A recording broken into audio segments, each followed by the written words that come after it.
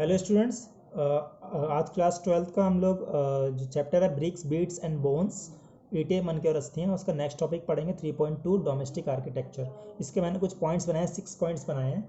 इसमें first point है कॉर्टयार्ड।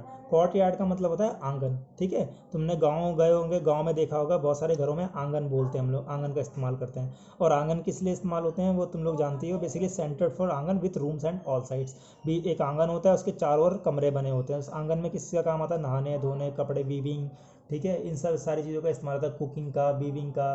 ठीक है, ये सारी चीज़ों का इस्तेमाल होता है। तो एक कॉर्टयार्ड होता है, कॉर्टयार्ड इनका सेंटर होता है, आंगन इनका सेंटर होता है। तो कॉर्टयार्ड सेंटर ऑफ एक्टिविटीज़। ठीक है, ये खासकर वेदर के अकॉर्डिंग भी काम होता है, मौसम के अकॉर्डिंग भी काम होता है। तो the main entrance does not give a direct view of the interior of the courtyard.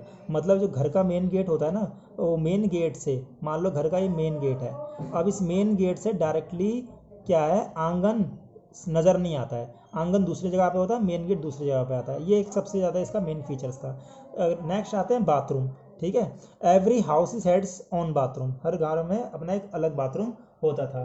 अब क्या होता था, ये जो था बेसिकली, ये bathroom pave with the bricks with drains connected through the well to the street drains. मतलब इसमें एक याद रखना कि हर घर का ना ईंटों का फर्श से बना हुआ अपना एक स्नान घर होता था। ठीक है, और जो जिसकी नालियाँ दीवार के माध्यम से सड़क की नालियों से जुड़ी हुई थी। ये चीज़ याद रखना, क्योंकि मैं तुम्हें ऑलरेडी पिछले ड्रेनेज सिस्टम बताया था कि घर बने होते हैं, घर के किनारे नालियाँ होती हैं, नाली के भी आगे गलियाँ होती हैं। तो वो इनका सिस्टम था बाथरूम का, सारा वेस्ट ऑफ वाटर जो था वो इसी के थ्रू आगे निकलता था। ठीक है, अगला आएगा स्टेयरकेसेस, मतलब सीढ़ियाँ। ठीक है, सीढ़ियाँ होती थी क्या, एक फर्स्ट फ्लोर से जाने के लिए दूसरे फ्लोर पर जाने के लिए क्या होता था, स्टेयर्स की जरूरत पड़ती थी। तो नेक्स्ट पॉइंट है ये, मैं तुम्हें क्या बता रहा हूँ, उसमें घर का बनाने का तरीका कैसा था। तो स्टेयर्स में इनको मिला, some houses have remains of staircases to reach the second storey और द रूफ। छत पे जाने के लिए या दूसरे फ्लोर पर जाने के लिए उनके पास क्या था, अवेलेबल स्टेयरकेसेस था। अगला आ जाओ वेल्स। तो स्कॉलर्स कौन होते हैं, स्कॉलर्स हम उनको बोलते हैं जो कि रिसर्च करते हैं, इंपॉर्टेंट चीज़ों पे रिसर्च करते हैं, नई नई चीज़ों पे से।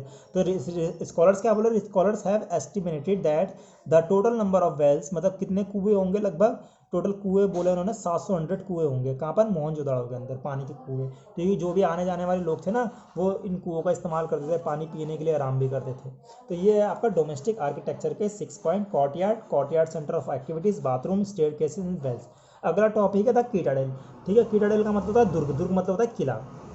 तो यहाँ पर स्पेशल पब्लिक पर्पज़ के लिए इस्तेमाल होता है कीटाडेल। ठीक है, पहला पॉइंट है इसका वेयर हाउस। वेयर हाउस का मतलब होता है माल गोदाम। ठीक है, a massive structure of which the lower bricks portion remain. ठीक है, दूसरा है the great bath. The great bath का मतलब हो गया जो स्नानाघर, जिसको हम लोग बाथरूम बोलते हैं, जहाँ नहाने के लिए जाते हैं लोग, तो उसी को बोला था great bath. Larger rectangular tank in courtyard surrounded.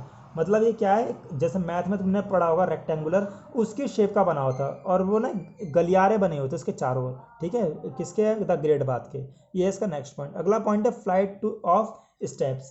मतलब क्या है इसका ना, there were 2 flights of step of the north and south leading the tank which was made water right setting bricks and edge of. मतलब ये क्या था कि इसके नॉर्थ और साउथ 2 सीढ़ियाँ बनी हुई थी, और उसमें ईंटों को जमा कर, ईंटों से बनाया हुआ था ये पूरी तरीके से। और there are 2 flight of step on the north and south leading into the tanks which was made water tight by setting bricks on edge and using a mortar of gypsum. ठीक है, इन सारी चीज़ों को मिलाकर क्या बनाया गया था, ये जलाशय बनाया गया था। जलाशय क्या होता है, तालाब टाइप का। ठीक है, उससे ये बनाया गया था। अब रूम की बता रहा है, कह रहा there were room on 3 side. 3 side इनके रूम थे। ठीक है, जिनमें से एक सबसे बड़ा कुआं था। ठीक है, और जलाशय से पानी एक बड़े नाले में बह जाता था।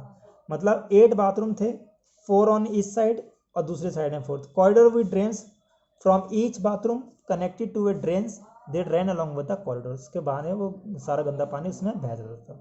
तो कंक्लूजन में लास्ट में ये बोलेंगे, the citadel has led scholar to suggest that it was a mean for some kind of a special rituals बात। मतलब इसको कोई चमत्कारिक के रूप में भी बताया गया है कि हाँ, इसके अंदर बहुत सारी चीज़ें होती थी। मतलब क्या हो गया इसका, अनुष्ठानिक स्नान के लिए, जैसे लोग हरिद्वार जाते हैं नहाने वहाने के लिए, उस तरीके से भी बहुत सारे स्कॉलर्स बोलते हैं कि स्पिरिचुअल रिचुअल, स्पेशल रिचुअल बात था। तो ये हमने पढ़ा इसके बारे में। और अगला मैं तुम्हें बता देता हूँ ये ब्यूरियल्स के बारे में। ब्यूरियल्स क्या होती है? शवाधान, जहाँ पे मरने के बाद लोगों को दफनाया जाता है। ठीक है, नेक्स्ट टॉपिक है। इसमें एक चीज़ याद रखना, फर्स्ट पॉइंट है सोशल एंड इकोनॉमिकल डिफरेंसेस। इसमें क्या है कि आर्कोलॉजिस्ट कौन होते हैं? जो पुरानी चीज़ों की खोज करते हैं। Studying burials of difference amongst people living within a particular culture. इन्होंने बहुत सारे जो विशेष जो कल्चर थे ना, उनके लोगों से इन्होंने रिसर्च किया इसके बारे में कि क्या क्या social economic differences. The para first point है पिरामिड्स ऑफ इजिप्ट। अब इजिप्ट के अंदर इन्होंने रिसर्च किया। इजिप्ट कब के इजिप्ट की बात कर रहे हैं? हड़प्पन सिविलाइजेशन के टाइम पे। कह रहा है which were contemporaneous with the Harappan civilisation. Many of this pyramids were royal burials where enormous quantity of wealth was buried. मतलब ये क्या बोल रहा है? रॉयल ब्यूरियल्स का मतलब होगा जो राजशाही लोग होते थे ना, बहुत सारे लोग दफनाते थे उस टाइम पर, तो इजिप्ट के अंदर भी ऐसा ही था वहाँ पर। ठीक है, लेकिन डिफरेंसेस अलग अलग थे, दोनों को दफनाने की विधियाँ बहुत सारी जगह पे अलग अलग हो गई थी। तो ये सबसे बड़ा डिफरेंस है। दूसरा है ब्यूरियल्स, जो जहाँ पे दफनाई जाती थी। In Harappan sites the dead were generally laid in pits. Some graves contain pottery, ornaments, perhaps indicated a belief that his could be used in the after life. मतलब मरने के बाद ही बहुत सारी चीज़ें इस्तेमाल हो सकती थी, लेकिन उनको मरने के साथ ही दफना दिया जाता था। बहुत महंगी महंगी आभूषण दफनाए जाते थे, जैसे ऑर्नामेंट्स हो गया, पोइट्री हो गया, परहैप्स हो गया। तो इसके अंदर बता रखा है, इसमें सबसे इम्पोर्टेंट चीज़ यही है कि मरने के बाद जो थी ना, मैन वुमेन, इसकी जो जितनी भी कीमती चीज़ें होती थी उन सबको इसमें दफना दी जाती थी। अब फाउंड, इनको जब उन्होंने खुदाई करनी शुरू करी किसकी? ब्यूरियल्स की, तो उनमें ना फाउंड ज्वेलरीज, अगला पॉइंट है, मतलब इनको क्या मिले? Jewelleries has been found in burials of both man and women. मतलब दोनों की, मैन के भी मिले, वुमेन के भी, उनको बहुत सारी ज्वेलरीज मिली है। कहाँ पे? ब्यूरियल्स में। अब क्या होता है? सिमेट्री इन हड़प्पा, ये नेक्स्ट पॉइंट है। In the mid 1880s ornament consisting of 3 snail rings, a jasper beads and 100 of micro beads and founded where the skull of males. मतलब वहाँ पे ना इनको खोपड़ी मिली है, उन खोपड़ी में बहुत सारे आभूषण मिले, जैसे जैस्पर, छल्ले, शंख, मनके, ठीक है, माइक्रो आभूषण, मतलब छोटे छोटे आभूषण भी इनको मिले हैं। कहाँ पर? उस ब्यूरियल्स के अंदर। कब? 1980s में।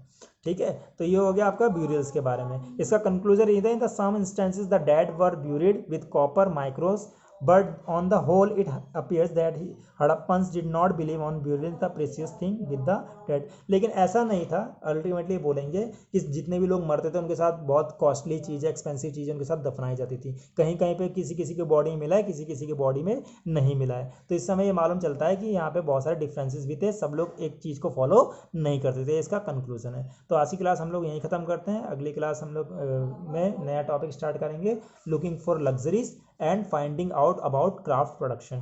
तो आज यहीं ख़त्म करते हैं। धन्यवाद।